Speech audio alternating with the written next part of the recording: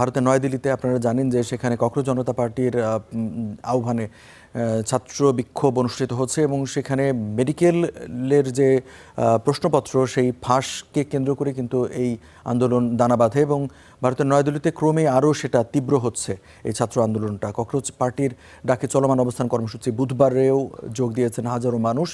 এই বিক্ষোভের আরও খবর জানবো আমাদের নিউজ রুম থেকে আমাদের সহকর্মী মাজিদ শাহরিয়ার, তিনি যুক্ত আছেন। মাজিদের কাছ থেকে জানতে চাইবো, মাজিদ, আপনি তো বিষয়টাতে বেশ কয়েকদিন ধরেই নজর রাখছেন এবং যত দিন গড়াচ্ছে আন্দোলনটা তীব্র থেকে তীব্রতর হচ্ছে, এখানে বিভিন্ন শ্রেণী পেশার মানুষরা যুক্ত হচ্ছেন। আজকের সেখানের আপডেটটা কি?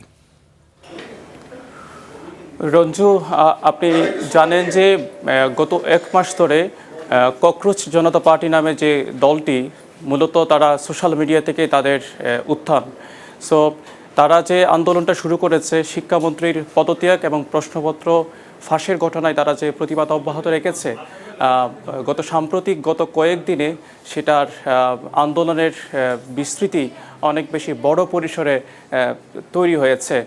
বিশেষ করে গত 20 জুলাই তাদের আন্দোলনে যখন পুলিশের নিপীড়ন আমরা দেখেছি, এর পরবর্তী সময়ে সেখানে সংহতি জানাতে গিয়েছিলেন লোকসভার বিরোধী দলীয় নেতা রাহুল গান্ধী সহ ভারতের ইন্ডিয়া জোটের, যেটা তাদের বিরোধী জোটের শীর্ষ নেতারা সেখানে ছিলেন। এরপরে সেখানে আপনি জানেন তাদের আটক করা হয়েছিল, পরে তাদের অবশ্য তীব্র সমালোচনার মুখে মোদী সরকার ছেড়ে দিতে বাধ্য হয়। এর পরবর্তী আমরা যেটা দেখেছি সেটা হচ্ছে পার্লামেন্ট ভবনের বাইরে ইন্ডিয়া জোট, যেটা বিরোধী জোটের নেতারা, সেখানে তারা কালো পোশাক পরে প্রতিবাদ অব্যাহত রেখেছিলেন গতকাল পর্যন্ত। এখন পর্যন্ত যেটা খবর সেটা হচ্ছে আজকে বৃহস্পতিবার সকাল পর্যন্ত এখনও দিল্লির যন্তর মন্তরে তাদের সেই প্রতিবাদ অব্যাহত কর্মসূচি চলছে।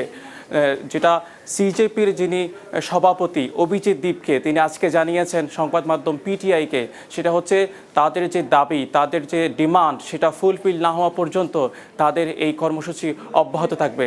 একই সঙ্গে তারা সরকারের কাছে যে দাবি জানিয়ে রাখছে সেটা হচ্ছে তাদের উপর যে পুলিশের যে বলপূর্বক যে নিপীড়ন চালানো হয়েছে সেটার একটা সুরাহা করতে হবে। এর পাশাপাশি যেসব ঘটনাগুলো গত কয়েকদিনে ঘটেছে, সেখানে শিক্ষার্থীদেরকে আটক করা হয়েছে, তাদের বিরুদ্ধে মামলা এবং এফআইআর করার পর্যন্ত এরকম হুমকি দেওয়া হয়েছে। সো এইসব হুমকি এবং যে থ্রেটগুলো তারা পাচ্ছে, সেগুলো তারা এটার সমাধান চায়। আচ্ছা শাহরিয়ার, আপনাকে ধন্যবাদ। দর্শক, ভারতের যে চিত্র, ককরোচ জনতা পার্টির মানে নেতৃত্বে আসলে যেই আন্দোলন দানা বেঁধেছে এবং সেটা পরিচালিত হচ্ছে, সেই বিষয়ে জানাচ্ছিলেন আমাদের সহকর্মী মাজিদ শাহরিয়ার।